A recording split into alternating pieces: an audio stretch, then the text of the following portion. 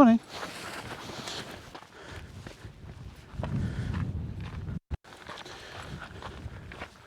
Hello, I'm Shamus, Outdoors Inspiration. Today I'm going to go through my wild camping kit. I'm going to share with you the equipment that I take out and give you the reasons why I take what I take on the hill.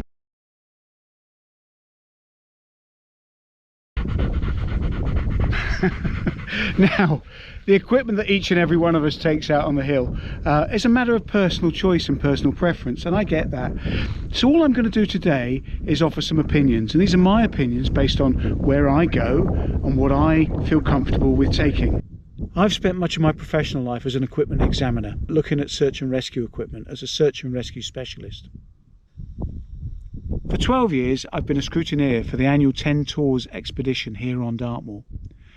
Part of our role is to ensure that equipment standards are met for the participants who will be undertaking a 35, 45 or 55 mile event, which involves a wild camp.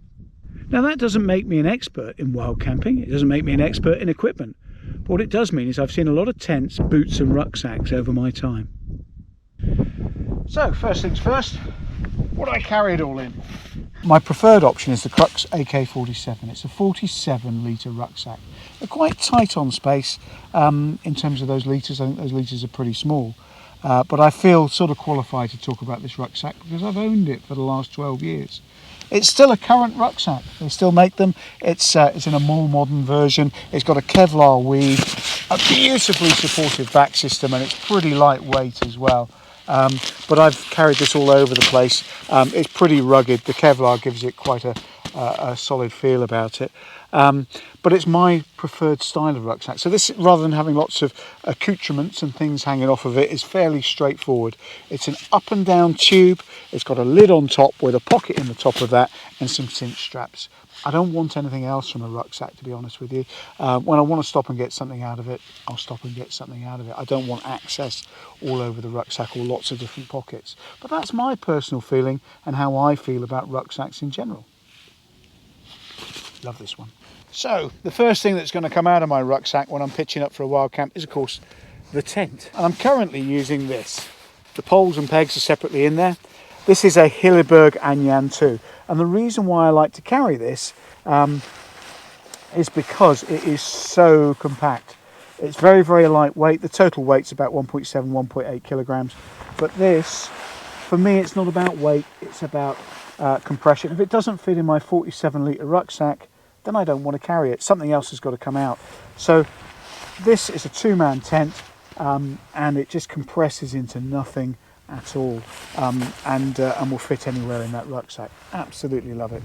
So, as if by magic, this is the Hilleberg Anjan 2. It's a two-person, three-season tent, and it is a tunnel tent design. Now, by 3 seasons, that doesn't mean to say you can't take a tent out in winter. What it does mean is that for prolonged periods well above the snow line, it is probably not the tent of use or the tent of choice. It is triple coated siliconized nylon on both sides. That is to say, the textile here has had a triple coating of silicone on both sides or both aspects of it. To see this tent in its full glory, have a look at my other video, which is pitching the Hilleberg Anjan 2 in extreme wind, and you'll see what this tent is capable of. There was extreme wind and rain, and the tent put up with that quite admirably. One of the beauties of this tent is that you can actually take the vestibule right up and out of the way for those beautiful summer evenings. What I will be doing on one of our Thursday night Outdoors Essential Outdoors Inspiration movies on YouTube is I will be looking at various constructions of tents and going through in a little bit more depth. So that'll be coming out in the next couple of weeks on one of our Thursday evening specials. So next I'm going to look at the sleep mat that I'm using currently. This is the Thermarest Neoware X-Therm. This is the X-Therm Max. The Max element of it means that I haven't got the corners cut off. It's a full rectangular mat. If I'm going to carry something, I want it to be comfortable, lightweight and compact, and this is light enough for me.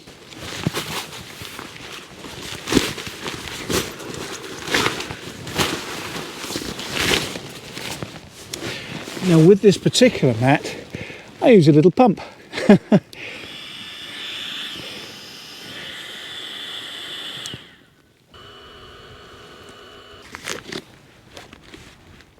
What I like about this mat, apart from the fact it's supremely warm and very comfortable, is the wing valve system on it. That particular valve, if I open it up at the moment, doesn't let any air out. To open the air out, I have to undo the valve here, the larger valve on the side, to deflate. And that means that there's a huge port. When I open it up to deflate in the morning, it just absolutely gushes air out and the thing's flat as a pancake within seconds. Let's have a little look at the sleeping bag that I currently use. It's in here. It's a Rab bag. It's a Rab Alpine 600. It's got a comfort rating of down to something like -6, -7, which is more than adequate for Dartmoor in the winter probably. But if I wanted to replace it with anything, I would probably go with some sort of quilt system as a summer bag. It would reduce bulk and weight in my rucksack. Although this doesn't take up too much space at all. The Rab bag comes with its own stuff sack, which is a little bit bigger than this Exped one. It's a really good quality stuff sack that's watertight. But I can press it down into this, and that means that the size inside of my rucksack is much reduced. The bulk just isn't there, and that's really what I'm about, is reducing the bulk in my rucksack. I don't mind the weight, although it's not heavy at all. It's a beautiful bit of kit. What I do have to do is make sure that it's regularly looked after and lofted after each use, that it's dried out thoroughly, because sometimes you do get condensation in tents. It's the Alpine 600. It has a 800 fill power, 600 grams of European goose down within it. It's the most comfy bag I've ever owned. The thing is with using a winter bag in the summer, is you just vent it. You just open it up, stick a leg out, stick two legs out, let your arms out, whatever it is that you need to do. But it's certainly a good bag. But again, in our series on Thursday nights, we'll talk about different types of bags, down versus synthetic, and the different fill powers as we go along. So the next part of my wild camping system is the means of cooking, the cooking system. You're interested in that, Petra, aren't you? And I've got various stoves, and one of the series will look at the various type of stove that I use and what my preferred options are. I don't always use a canister top stove, but that's what I've got with me today. This stove was originally marketed as the Primus Micron. You can't buy it in its format at the moment. It's now the Primus Express, but when it was originally brought out, it had this piezo ignition. I would never rely on piezo ignition. I always have a backup for that. But do you know what? I've had this for 11 or 12 years and it's never failed. It's never failed once to ignite with the piezo electric igniter. So it's quite good. As I explained, I've had that stove for quite some time. So I recently went out to buy a replacement, the MSR Pocket Rocket 2. But I've had a change of heart. There's nothing wrong with the stove that I currently have. This is an improvement. It's a beautiful stove, but I'm running a giveaway, and this is the prize of our giveaway, the MSR Pocket Rocket 2. Now I've got a separate film running, a separate YouTube film. Please go and search for that, find that, and it'll tell you how you can win this, because at the end of the month I'll be doing a draw and somebody will be the lucky prize winner of the MSR Pocket Rocket 2. So now the pan. The pan I'm carrying tonight is an Alpkit 900 titanium mug. I generally use titanium because it's nice and light, quite tough. I don't do any fancy cooking. Generally I'm using dehydrated foods, or I dehydrate my own food, or I use boil in the bag food. Either that or I'm just using it to boil water to make a cup of tea or a cup of coffee. This one I quite like because I can get my folding spork into there. My windshield, and this windshield was part of a different pan set. I've got my gas canister inside, and there's a very good reason as to why I cover it in the toe of an old sock. So what I've done is snipped off the toe of a sock to cover my canister in, and that stops it from rattling about inside the pot. What it also stops is corrosion, because these canisters are made of pressed steel, and you can see this was from one trip where I left the canister inside there wet, and there is actually an oxidized layer in there which has left a rust ring inside my pan. So enclosing it in a bit of old sock, just the toe, snick the rest of it off, will actually save you a bit of bother and keep your pan nice and clean. Once I've removed said sock, or portion thereof, also inside here I keep my Sea to Summit mug. I thought these were indestructible until recently I was washing my old one, which I've had for years and years and years, and the black ring just fell off of it. It couldn't be reattached, the silicone wouldn't expand back out to the right shape, so I had to order a new one. And I was absolutely mortified to find this was about 12 quid for a mug. For a plastic mug at that, but there we go. I've gotten used to using one for years now, so you know that's how it goes with OCD, I suppose. You've got to keep doing the same things. So that's the mug that I carry, and it fits nicely underneath the gas canister there, retained with a sock.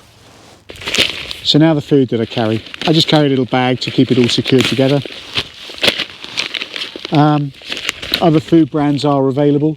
But generally I use dehydrated food. I can use some boil in the bag food, and sometimes I dehydrate my own foods.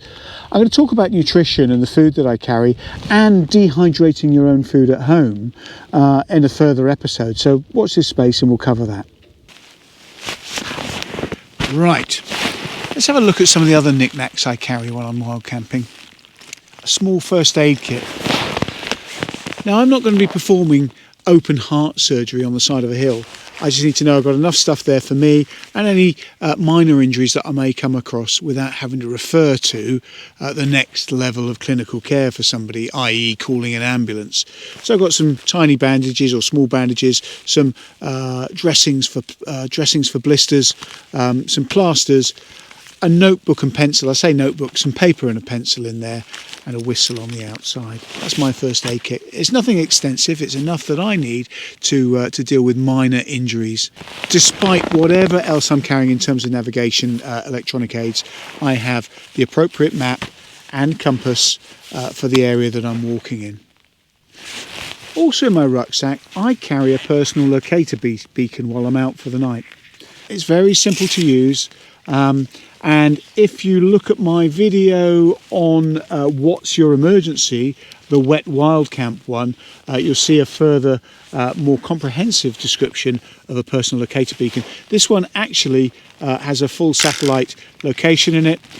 There's the antenna. I press that button there for 1 second and that will send an emergency signal straight to a satellite on 406 megahertz. It also has a locator beacon in there at 121.5 megahertz, and it will alert the emergency services to an actual emergency taking place. And it has to be treated as an emergency signal. Most people don't carry these, but because I own one, I would feel a bit silly should I fall over and cause myself an injury, knowing full well that this was in the kitchen drawer. So I might as well put it in the rucksack, if that makes sense. Obviously I carry a head torch for illumination. That's generally for navigating and walking about. And I carry a hat and gloves in the top of my rucksack in this little lightweight waterproof sack. The head torch is invaluable, even if you're not intending staying the night. If you're not wild camping, if you're just out for a walk, it's worthwhile keeping one in the bottom of your rucksack just in case you end up overextending your walk. Obviously I need to carry water whilst I'm out wild camping. I carry about 1 litre in a 2 litre bladder. I tend not to use drinking tubes or drinking straws from the hydration systems on a rucksack, just my personal choice. I'm not very fond of sucking from the tubes. If I want to have a drink, I stop and have a drink. I don't continuously hydrate. It's just the way I am and the way I've always been. But I find that if I do that, I can run out of water much faster, not because I'm drinking more, but because I'm unaware of how much volume is left in that bladder in the back of my rucksack. So I tend to stop purposefully and then have a drink. Obviously I need to replenish that, so I carry a water filtration system. There are many filtration systems available on the market. I carry the Sawyer Mini at the moment. It's a fairly simple system to use. If you look on my last wild camp YouTube, you'll see me using that in action. Spare clothing is important as well. So I always carry a little bit of spare clothing with me. Nothing too extensive, but a soft bag with, I have some, and this is going to depend on the season of course, but I have some long johns, thermal top, spare socks and underwear. That's all I carry. If it's going to be wet, I might carry a little bit more so that I make sure I've got some dry stuff to wear the next day. But generally, if I get wet whilst walking, I will put on my thermal stuff to sleep in. the wet stuff goes to one side, and when I get up in the morning, the wet stuff is being reworn, and I'll walk in wet stuff for the next day because it's probably going to get wet anyway. And finally, what I like to call my inside tent bag. I don't know why I call it that. I think it's a hang-up from my days in Antarctica when we had an inside tent box. We used to put all our goodies in that we would want inside, not in boxes, outside with the sledge on the outside of the pyramid tent. So in here, I keep a microfiber cloth, weighs nothing, and it means that any spillages or any condensation can be mopped up. I've got all my useful little bits and bobs that I'm not going to need whilst I'm out hiking. So I've got additional sanitizer. That isn't about COVID. That's just what we should have been doing anyway before we prepare and eat our food, is making sure our hands are clean, surely. I also carry in my rucksack, in this current climate, surgical face masks. You never know what's going to happen. You may have to be picked up from somewhere. You may have to enter a building. You may have to be in close proximity with other people. So they weigh nothing, and it does nothing at all to just keep it safely somewhere in your rucksack. Toilet paper. I don't carry a whole toilet roll, just enough for the task in hand. That's a repair kit for my mat. If it goes down in the night because it's had a thorn or prickle in it, I want to make sure that I can have a comfortable night. So there's a repair kit for that.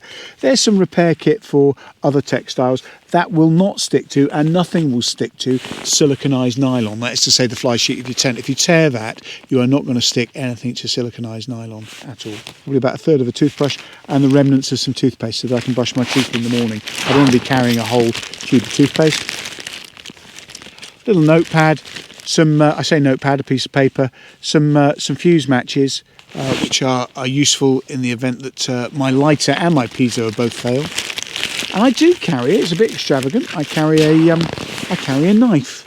Now, some of you might want to carry your Leatherman, or you might be into bushcrafting and you've got your Gary Mills, special. Beautiful knives by Gary Mills, by the way, should he get around to see this. But this is a little Victorinox. I'm not going to carry a whopping great knife. I can count on one hand, in fact I can count on one finger the amount of times I've had to use a knife. But this is a very sharp little blade, and if I need to slice a bit of cordage or do something, some sort of repair, it's there. It has within it the pair of tweezers and the toothpick and a tiny little pair of scissors. And that's all I need from a knife, really. Nothing more than that. This is a splash flash. I quite like this. It was recommended by Robin from the Dartmoor and Exmoor Wild Campers group on Facebook. And I'm really glad I bought it. It's a 360-degree light, works as a lantern, and I can just suspend it from the tent there. So I'm not using my head torch. You've got a general light rather than a specific light coming off your head torch, really. And that's my inside tent bag with all my niceties. So all in all, when this is packed in the rucksack, it comes to about 8 kilograms. If I was doing a summer camp and I reduced the weight of my mat, I had the smaller tent in here, perhaps my Hilleberg Acto and a quilt on, I think we would probably be down to something nearer to 7 kilograms. Now, I'm by no means an ultralight hiker. I'm by no means a lightweight hiker. This is quite good quality gear, and it's going to keep me very, very comfortable throughout whatever I'm doing during my wild camps. So that's a quick whirlwind tour of what I take wild camping with me. I'd love to hear what you take and why you take what you take. Perhaps you could drop me some comments below. Everything's down to personal choice at the end of the day, isn't it? What you like, what you want to carry, how much you're willing to tolerate in terms of weight or bulk, etc. For me, one of the guiding lights is the size of this rucksack.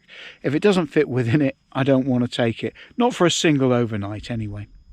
I hope that's been useful, or at least an insight into the way that I do things. Perhaps you can tell me about your experiences in the comments below.